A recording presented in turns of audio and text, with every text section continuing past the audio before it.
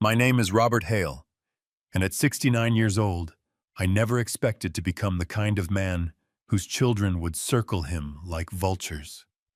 2 weeks after we buried my wife Helen, I was sitting in our kitchen on a Thursday morning, staring at a mug of coffee I couldn't bring myself to drink. The dark green ceramic was chipped at the handle, a Father's Day gift from my granddaughter Grace years ago, that now felt heavy and foreign, like it belonged to a man I no longer was. Everything felt foreign since Helen died. The house, my reflection in the hallway mirror, even my voice when I answered the relentless phone calls from my children.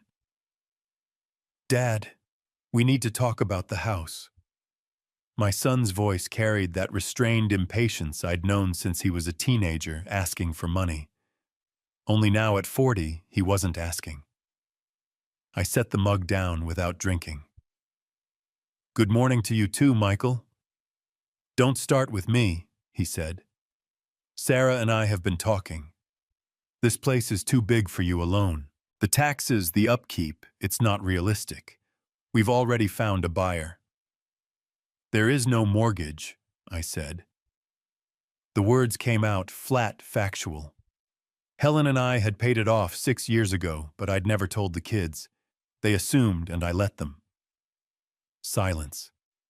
Then a short laugh, sharp and dismissive, the same one he inherited from me, though I'd never used it like a blade. "Dad, please. Mom's pension barely covered her medications. We all know you're under financial strain." I walked to the window above the sink, looking out at the garden Helen and I had tended for 25 years. The rosemary leaned into the stone path. The lemon tree needed pruning. Every plant, every stone had become a monument to everything I'd lost. "You're worried about me?" I asked. "I'm worried about what's practical," he replied, each word clipped. "We could put the money from the sale to good use. Sarah's got Grace's tuition, and we have our own expenses." I stopped listening. My mind was already building the scene: Michael, at his dining table, laptop, open spreadsheet, glowing with columns, labeled "Dad's House Sale, Proceeds, Split." I knew the layout of his thinking. I had taught him numbers when he was 8 years old. Now he was calculating me. "Michael," I said, keeping my tone even, "you've been planning this for a while. That's called being responsible." I hung up before he could sell me my own life in bullet points. The house was quiet again, but the silence had changed shape.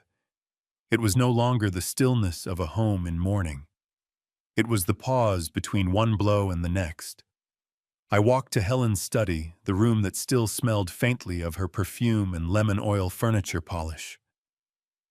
Her desk was exactly as she'd left it, pen resting diagonally across a yellow legal pad. I sat in her chair, the leather worn smooth where her elbows had rested. For the first time in 2 weeks, my shoulders eased. There was a bottom drawer on the left, stiff from years of sticking. I pulled it open. Inside were the usual layers of life-old tax returns, appliance manuals, greeting cards. Beneath them, my fingers found the edge of a pale blue folder. It was heavier than it looked. A yellow sticky note was stuck to the front in Helen's handwriting. "If you're reading this, you need to know what's inside." When I finally opened the folder, the first thing I saw was a stack of financial statements. Bank accounts I didn't recognize. Not our joint accounts, but individual ones, all in Helen's name. One was from a small credit union in another county, another from an online bank I'd never heard her mention. Each had modest sums: $8, $400 here, 12 falls, $200 there. Not fortunes, but enough to make me wonder why they'd been kept separate. Under the statements were property documents. My breath caught when I saw the first: a deed for a beach house in Clearwater, Florida, purchased 10 years ago. The owner's name, Helen Marie Hale. No mention of me. I flipped to the next page. A letter from a property management firm dated last spring, confirming the house's current value and offering to handle rental contracts. Helen had declined in a handwritten note at the bottom. "Not yet. Keep private. Private. The word sat there like a stone in my shoe. There were more documents. Life insurance policies I'd never signed, all naming beneficiaries. I expected Michael and Sarah, but one caught my eye, a newer policy, much smaller with only one beneficiary. Grace. No mention of her parents. I picked up a smaller envelope tucked into the back of the folder. Inside was a letter dated 2 years ago, written in Helen's careful cursive. Robert, if you found this, I'm gone. And if I'm right, the calls have already started. They will circle you, not because they need you, but because they want what you've built. I've watched it for years. Small comments. Questions about money, the way they count what isn't theirs yet. The house in Florida is for you, but not on paper. You'll find instructions in the back. Follow them if you need to disappear for a while. Sometimes the only way to win is not to play their game. Next to the letter was a business card, Lucia Torres, property caretaker, with a Florida phone number written in Helen's hand. The phone rang, jarring me from Helen's words. Sarah's name flashed on the screen. Dad, she began, her voice pitched too high. Michael and I are on the same page. We both think you should move in with us. We've got the finished basement, a full bath. We could add a kitchenette. You'd have your own space. Perfect. A basement apartment for the man who'd raised them. And the money? I asked. Well, after we cover the contractor for the basement, you could set some aside. Help with Grace's tuition. Maybe help Michael with his new place. It's all family, Dad. Win-win. Win-win. I could hear the echo of Michael's voice in hers. The rehearsed cadence of people who had already agreed on the ending before asking if I'd read the script. Sarah, I said, when was the last time you called me to talk about something other than money? That's not fair, she protested. I've been busy. Grace is in her junior year. Work's been crazy. 2 months? I said. It's been 2 months since you called for anything else. Silence, brittle and thin. You've been sending Grace money every month? She blurted finally, as if it were an accusation. Yes, I said. $500 for 2 years. Another pause. She doesn't need to know that, Sarah said quickly. Of course she didn't, because if Grace knew, she might question the stories she'd been told about her grandfather, the fragile old man who couldn't manage his affairs. I need to go, I said, and hung up before the conversation could turn uglier. Saturday arrived with Michael's black SUV in my driveway at exactly 10 a.m. He stepped out first, adjusting his tie, followed by Sarah and a man I didn't recognize. Younger, with perfect hair and the overconfidence of someone who still believed the world bent to him if he smiled right. Dad, Michael said, not bothering with pleasantries. This is Davis Harrison, our attorney. Davis extended his hand with a grip that lasted too long. Mr. Hale, we're here to discuss what's best for everyone involved. I didn't invite them to sit. Talk then. Michael cleared his throat. Look, Dad, we don't want to drag this out. We found a buyer, solid offer. More than the place is worth, honestly. I told you there's no mortgage, I said. That's not the point, Sarah said, leaning forward. It's about practicality. You don't need all this space, you're alone here. Davis opened his briefcase with theatrical precision. Mr. Hale, your children are concerned about your ability to maintain this property safely. If you won't consider their reasonable offer, we may need to explore other legal options, such as conservatorship proceedings, he said smoothly.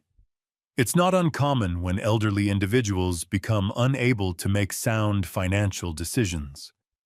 The word hung in the air, like a threat wrapped in legal tissue paper.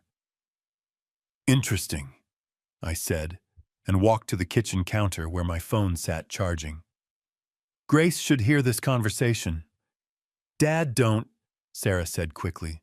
I was already dialing. Grace answered on the second ring. "Hi, Grandpa. I was just about to call you." "Hey, sweetheart," I said, putting the phone on speaker. "I've got your mom and Uncle Michael here. We're having a family discussion about money." "Oh," she said, the brightness dimming. "Okay." "Grace," I said gently, "have you been getting my monthly transfers?" Silence. "What money?" she said, so small it made my chest hurt. "The $500 I've been sending you since freshman year. Every month, direct deposit to your account." Sarah's hand flew to her mouth. Grace's breath hitched through the speaker. "Mom told me that money was from her and Dad," Grace whispered. "She said you couldn't afford to help with school." Sarah closed her eyes as if darkness could rewind the last 30 seconds. "I wanted you to have what you needed without having to ask," I said quietly into the phone. On the other end, Grace started to cry. Not the performative kind, but the ugly human sound that happens when a story breaks open. "Mom," Grace said through tears, "why did you lie to me?" Davis Harrison began gathering his papers. Michael stared at the ceiling. Sarah opened her mouth, then closed it. I looked at all three of them and felt something shift inside me, not anger exactly, but resolve. I think," I said, "it's time to give everyone exactly what they deserve." After they left, I called Rodriguez Moving Company. The man who answered had the patient voice of someone who'd lifted other people's lives into trucks for a living. "I need 2 deliveries," I said. "Different addresses same morning. And I want signatures on delivery." "Estate clearance?" he asked. "Correction," I said. He gave me a time window between 7 and 9 a.m. I said 7 as if the minute could obey me. I spent the rest of the day in the bedrooms that hadn't been their bedrooms in 20 years, but still insisted on being called that. Michael's room first. The posters were gone, but the wall still had faint squares where sunlight couldn't reach. I packed his high school yearbooks, baseball cards he swore would pay for college, the pale blue tie I bought him when he decided to be a man in a suit. I found the letter I wrote him on his 18th birthday, the one where I told him courage was mostly showing up when the story wasn't about you. I read it, folded it, and put it on top of his trophies. I didn't add a note. The letter would do its work. Sarah's room made a different sound when I opened the closet. Scarves carefully tied around hangers. A shoebox labeled art supplies that held more newspaper than clay. Piano books from the 6 months she begged to learn, then remembered praise doesn't teach your fingers to keep going when they don't want to. I labeled each box like a promise: Michael, personal items return. Sarah, piano books return. The word return calmed me. When someone decides you're a resource, sometimes the most effective response is giving them back what they left behind. At 7 a.m. sharp, the white truck pulled into my driveway. Rodriguez himself stepped out, followed by 2 men with dollies. They worked efficiently the way people do when what they're moving weighs more than pounds. At 7:31, Rodriguez asked for my signature on the delivery receipt. I signed and printed my name clearly, then added both addresses next to them. The paper made a satisfying drag under my pen. When the truck doors closed, Rodriguez touched his cap. "We'll be respectful," he said. "Respect is a good word," I replied. "It costs less than people think and buys more." They pulled out at 7:39. At 8:12, my phone buzzed. A photo from Rodriguez Michael's porch boxes stacked on the mat, my handwritten note visible like a signature you can't deny. 4 minutes later, another photo: Sarah's doorstep, the piano bench with boxes on top. At 8:33, my phone rang. Michael's name flashing like an accusation. "What is this?" he demanded, his voice cracking with disbelief.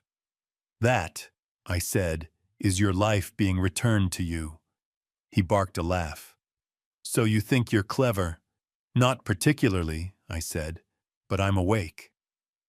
You had my childhood things delivered to my house like some petty old man having a tantrum.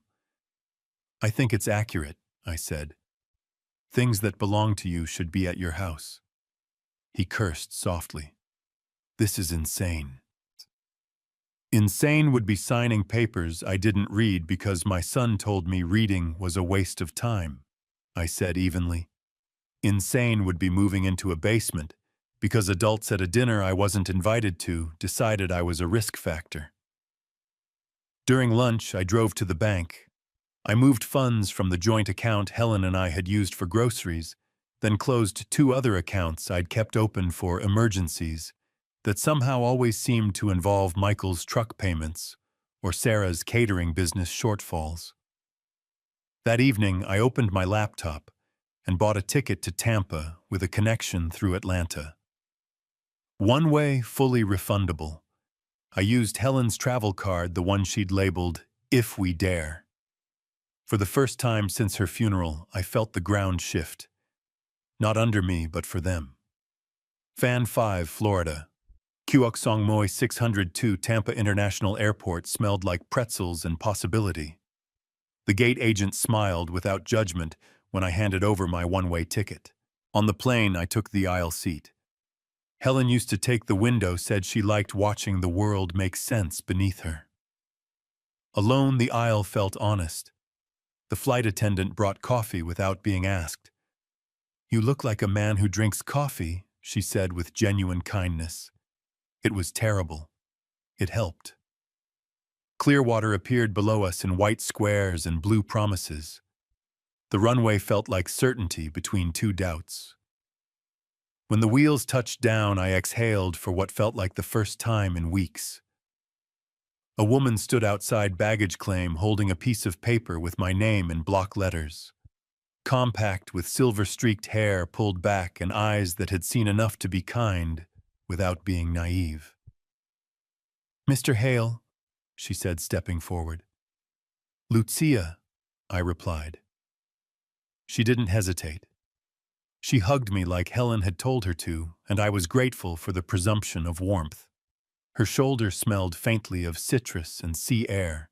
"Your Helen," she said when she stepped back, "would be angry if I did not welcome you properly." We drove without wasting words. The highway offered palm trees and endless sky. White houses sat comfortable in their age, not apologizing for needing paint or new shutters. Lucia pointed when pointing mattered. "Grocery there. Pharmacy you won't need, but it's good to know. Beach access 2 blocks that way." When we turned onto Sunset Drive and the pavement narrowed, she slowed. "Your house," she said simply, and I saw it a small cottage with white walls and blue shutters surrounded by a garden that looked loved rather than managed. Lucia placed a brass key in my palm. It was warm, heavier than expected. "This is yours," she said, "in every way that matters." Inside, the rooms breathed easy. Tile floors stayed cool underfoot. The living room opened to light without demanding it. A wooden table with 4 chairs meant 4 people could eat and mean it. In the kitchen, copper pots hung above the stove. A bowl sat on the counter with perfect lemons. "Fresh linens," Lucia said, opening a closet that smelled like sunshine. "New mattress. Windows that open so the air behaves properly." A small terrace waited beyond the kitchen stone underfoot. Iron rail painted that particular blue you only get by not hurrying. Past the railing, the Gulf of Mexico said all the things it always says to people who listen. Keep moving. Keep changing. Keep showing up. "The law firm in Tampa sent confirmation," Lucia said, producing an envelope. "Helen arranged everything. The house is yours, free and clear. I manage maintenance, utilities, repairs. You live." I opened the envelope. Legal papers in English and Spanish, all confirming what Helen had somehow orchestrated from beyond complete ownership, no liens, no complications. How did you know my wife? I asked. Lucia's eyes did that thing eyes do when memory arrives uninvited. I was 22, married to a man who thought love meant control. Helen found me at a women's shelter in Tampa, helped me get legal aid, sat with me through court proceedings. She told my lawyer, "This girl needs practice helping Americans correctly," so I could keep my pride while accepting help. She smiled at Helen's careful generosity. "Your wife saved my dignity, along with my life. When she asked me to prepare this house for you, I promised like a person who knows what she's saying yes to." That evening, I turned off my American phone and placed it in a drawer. For the first time in months, silence felt like peace rather than emptiness. At 9:47 p.m., the phone I'd forgotten about buzzed with a text from a number I knew by heart. "Grandpa, where are you? I'm worried." Grace, the only one who called me by choice rather than obligation. Grace's flight landed on a Thursday. I stood at Tampa International with a small sign Lucia insisted I carry, because the world should be formal at least once. It felt ridiculous until I saw Grace scan the crowd and light up when she found her name in my block letters. She ran those last 3 steps the way kids do before they remember dignity. When she reached me, she hugged me like someone who doesn't apologize for taking up space. "You're really here," she said into my shirt. "I am," I said into her hair, which smelled like something citrus and honest. "And so are you." Lucia waited in the pickup zone, engine off, elbow out the window, like someone who trusted time to behave. "Bienvenida, niña," she said, when Grace slid into the back seat, reaching her hand back, like a queen greeting a citizen. Grace shook it, as if she'd been born for this exact moment. The drive felt like a long exhale. Grace watched everything with delight rather than suspicion, pointing sometimes and letting out small sounds of wonder when a pelican surprised her by existing. Lucia narrated like a patient aunt. "Best seafood there. Pharmacy, don't worry, you won't need." The man with tomatoes who looks angry isn't angry. He's concentrating. When we turned onto Sunset Drive, Grace pressed her forehead to the glass.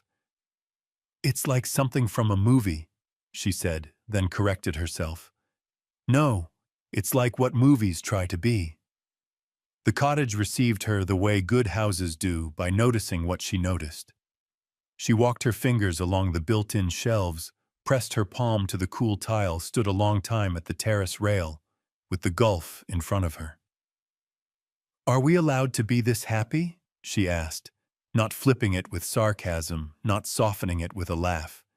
"Yes," I said, and meant the word so completely it startled me. "We are allowed." We walked to the farmer's market that evening.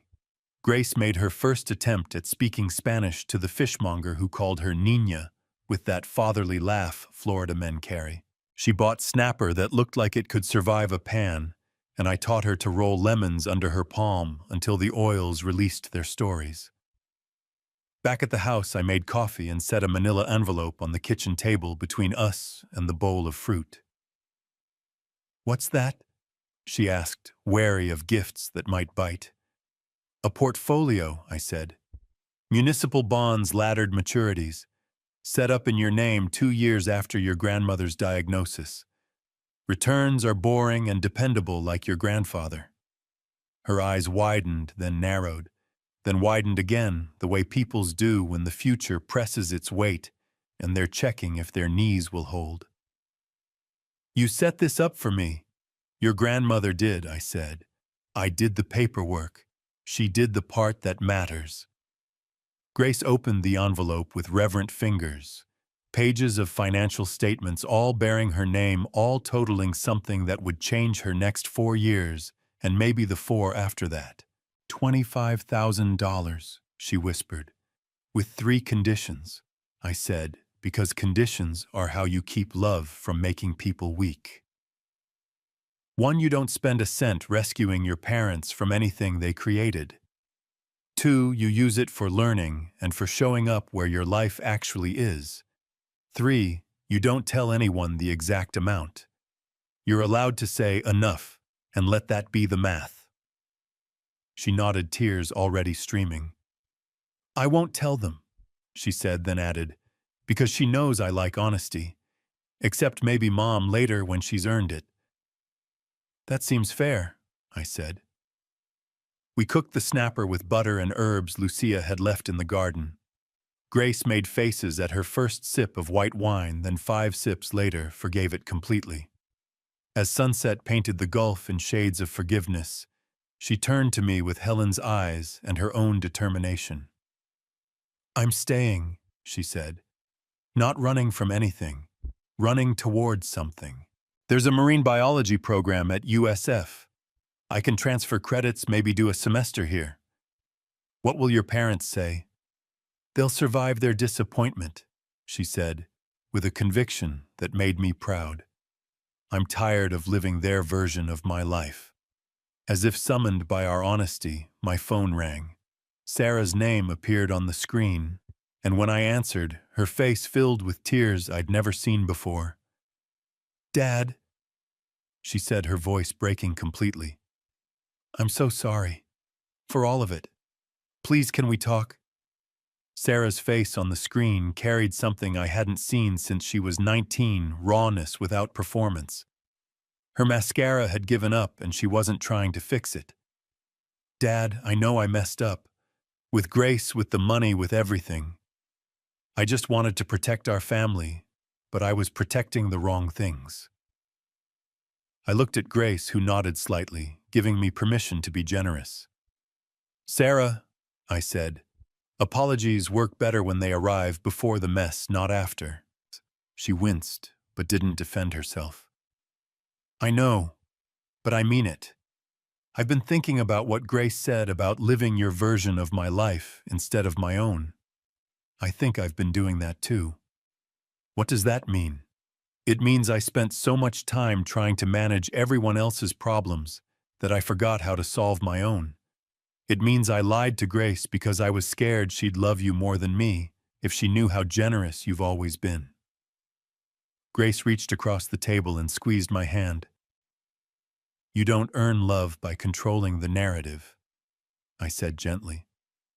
You earn it by showing up as yourself even when yourself is imperfect. Sarah nodded, crying openly now. Can I come visit, not to fix anything or convince you of anything, just to see where you are, and maybe learn how to be honest like Grace is learning? Later, I said. When you invite yourself less and wait to be invited more. After we hung up, Grace shook her head with admiration. You're teaching her how to ask properly. I'm teaching her that respect isn't negotiable, I said, even from people you love. The next morning brought an unexpected text from Michael. No words, just a photo, a slice of apple pie on a white plate with a small American flag stuck in the crust.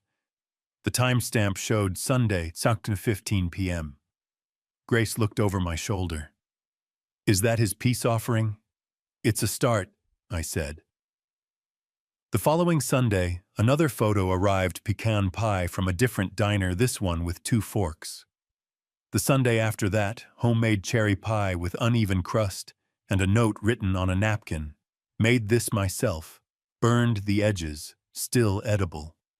He's learning humility one slice at a time. Grace observed, and I realized she was right.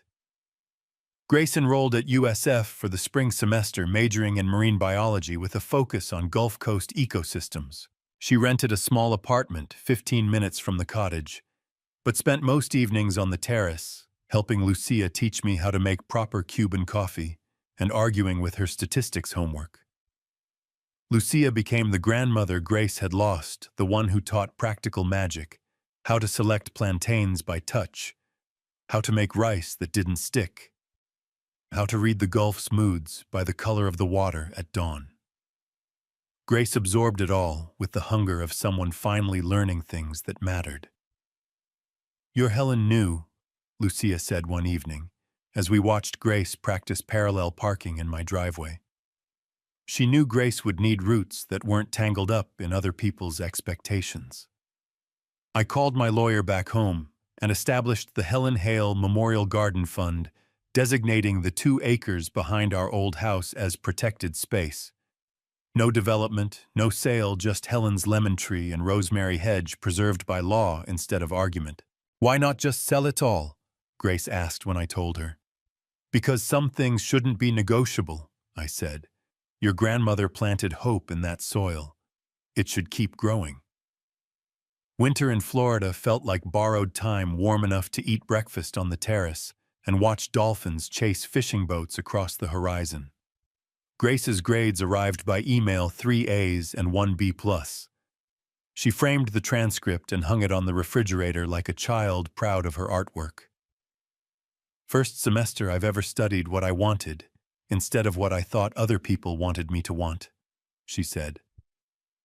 Michael's pie photos kept coming every Sunday, each one accompanied by fewer words, until finally they arrived with just coordinates, locations where he'd stopped to eat pie, as if he were mapping a route back to conversations that mattered. Then, on a Sunday in March, my phone rang instead of chiming with a text message. Michael's voice smaller than I remembered. "Dad, yes. I've been thinking about what you said, about showing up when the story isn't about you. I think I forgot how to do that somewhere along the way." I waited. "Could I come visit? Not to talk about houses or money or any of that. Just to see where you are, and maybe remember who I used to be before I decided being right was more important than being kind." Grace looked up from her textbook, eyebrows raised in surprise. "Yes," I said. "You can visit, but you eat pie with us, not at us." "I'd like that," he said, and for the first time in years, I believed him. Fan 8 Ket Thuk Va Bin An Mo 700. 2 Michael arrived on a Thursday in April, carrying a single duffel bag and a bakery box tied with string. He looked smaller than I remembered, like a man who'd been carrying too much weight and finally set it down. "Key lime pie," he said, offering the box like a peace treaty. "From a place in Tampa the internet says is good." "The internet doesn't lie about pie," I said, and watched his shoulders drop half an inch. We sat on the terrace with Cuban coffee Lucia had taught me to make. The Gulf stretched endless and patient in front of us, doing its work of staying constant while everything else changed. "I've been an ass," he said without preamble. "You've been scared," I corrected. "There's a difference, though the symptoms look similar." He laughed, surprising himself. "When did you become so wise? When I stopped trying to solve problems that weren't mine to solve." We talked for 3 hours. Not about money or houses or who owed what to whom, but about the years between his high school graduation and now, when we'd somehow stopped seeing each other as people and started seeing each other as problems to manage. "I thought I was protecting you," he said. "From loneliness, from making bad decisions, from being taken advantage of." "And I thought I was protecting you from consequences," I said. "Turns out neither of us needed that kind of protection." Grace joined us for dinner, suspicious at first, then gradually warming, as Michael asked genuine questions about her studies and listened to her answers without trying to fix anything. 2 weeks later, Sarah came. She brought her own apologies and a willingness to sit quietly when quiet was what the moment required. The 4 of us walked the beach at sunset, collecting shells and pieces of sea glass, building a pile of small treasures that meant nothing and everything. "I forgot how to be curious instead of controlling," Sarah admitted as we watched pelicans dive for fish with prehistoric precision. "Grace is teaching me the difference." That evening I showed Sarah the garden behind the cottage where Helen had somehow arranged for native Florida plants to thrive. Firebush and Coontie wild coffee and marlberry, all chosen to feed the butterflies and birds that called this place home. "She planned this too," I said, reading from a notebook Helen had left with detailed planting instructions. Even picked species that would bloom in rotation so there'd always be color. Sarah knelt beside the small lemon tree Helen had planted in a large ceramic pot. "Can I learn how to take care of this?" "Grace can teach you," I said. "She's been studying Helen's notes." Summer brought a rhythm none of us had expected. Michael visited twice more, each time staying longer and talking less about himself. Sarah came monthly, usually arriving with groceries and leaving with soil under her fingernails from helping in the garden. Grace finished her first year at USF with a 3.8 GPA and a job offer at the Gulf Marine Laboratory. She moved into a larger apartment, but still spent most evenings on my terrace doing homework, while I read or tinkered with the small boat I'd bought for fishing. "I think I want to stay," she said one evening in July, looking up from her molecular biology textbook. "Not just for college, maybe for good. There's so much to study here, and Lucia's teaching me Spanish, and I like who I am when I wake up here." "What about your parents?" "They're learning to visit my life instead of trying to redesign it," she said with a smile that reminded me powerfully of Helen. The evening light was soft on the water, and I could hear Lucia humming in her garden 3 houses down. A great blue heron stood motionless in the shallows, waiting for fish, with the patience of someone who understood that good things come to those who know how to be still. I opened Helen's notebook, the one she'd left in the cottage with instructions for the garden, and found a blank page near the back. In the careful handwriting I'd developed over 70 years of signing important documents, I began a letter to Grace. "My dear granddaughter, here is what your grandmother taught me about keeping what matters. Love is not control. Family is not obligation. And sometimes the greatest gift you can give someone is the space to become who they're meant to be, even if that person surprises you." The pen felt good in my hand, and I had all the time in the world to finish. As I sit here now, 18 months after Helen's funeral, watching Grace tend to the lemon tree with the same gentle attention her grandmother once gave to everything she loved, I understand what this journey has taught me. Grief has a way of clarifying what matters. When Helen died, I thought I was losing everything. Instead, I discovered I'd been carrying burdens that were never mine to bear. My children's financial struggles, their need to feel important, their fear of not being enough. None of that was my responsibility to fix. Helen knew this would happen. She'd watched them measure our love in dollar signs and our care in capitulation. Her final gift wasn't just the cottage in Florida or the secret accounts.